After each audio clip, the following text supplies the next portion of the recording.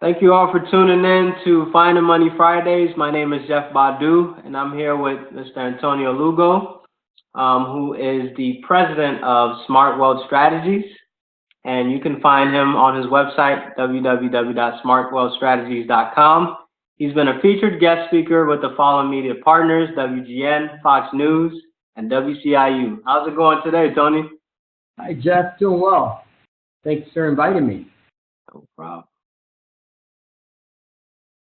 Well, hey, I'm going to go ahead and get right into it, and I'm going to share the concept of compounding investments in an account that's steady and fixed versus an account that's volatile or more of an investment account.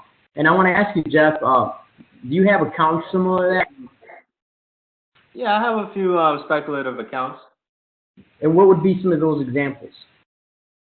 I mean, sometimes I day trade, just for fun sometimes, maybe trading a few stocks here and there in the stock market. I don't do it too much, but I think that would be a great example of a speculative strategy. Great. Well, I use this tool with my clients because I think it's important that they understand the difference between an account that grows, and we'll use the example here over a 5-year period. If there was an account that had a $100,000 balance and we had a 5% return year after year after year after year after year, those 5 years, the balance would be $127,628, as you see here. Now, a speculative account is what you described exactly, which is an account, let's say, grew at 5% the first year. And let's use an example of 8% the following year. Enter that right in there. And I'll use this account that, let's just say, had a negative 10% in that 1 year.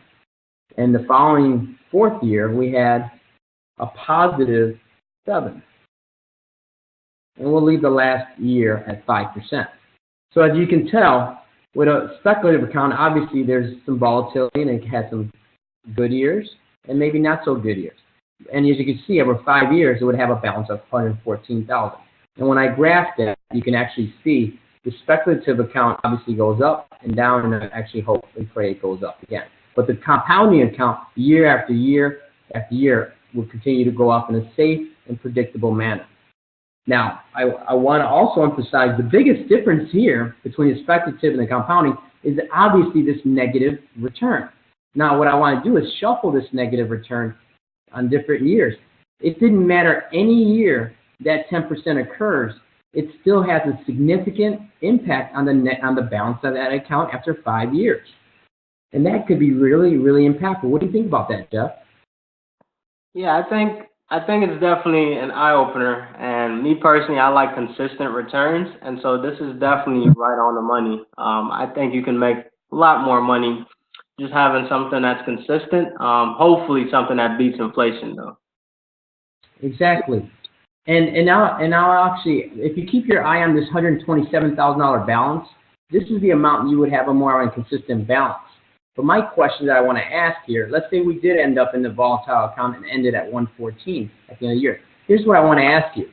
My question is, what rate of return would be needed for your account to recover its pre-loss compounding balance of $127,628? So then the return I'd have to achieve to get up to that balance in that consistent steady account is 9.13. Now, the other question I have, and I'll go to the next question here, is assuming your account earns 12%, which was the highest rate of return that I was able to achieve in the last, among all the negative years, that would have actually reached my account balance even quicker, but over a 3-year period to get that balance. So my point of sharing this is for you to be able to see that for yourself, that when you have a negative loss in any time period, and it's just one time over a 5-year period, just the time to recover can take some significant impact, especially if you need the money sooner than you expect.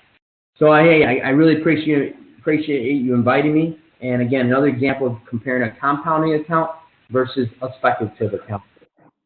Yeah, thanks. I definitely appreciate it, Tony, and I hope the viewers definitely got something out of it. I think it's definitely an important concept to go over, and I look forward to hosting another Finding Money Fridays in the near future. Thank you. You're welcome.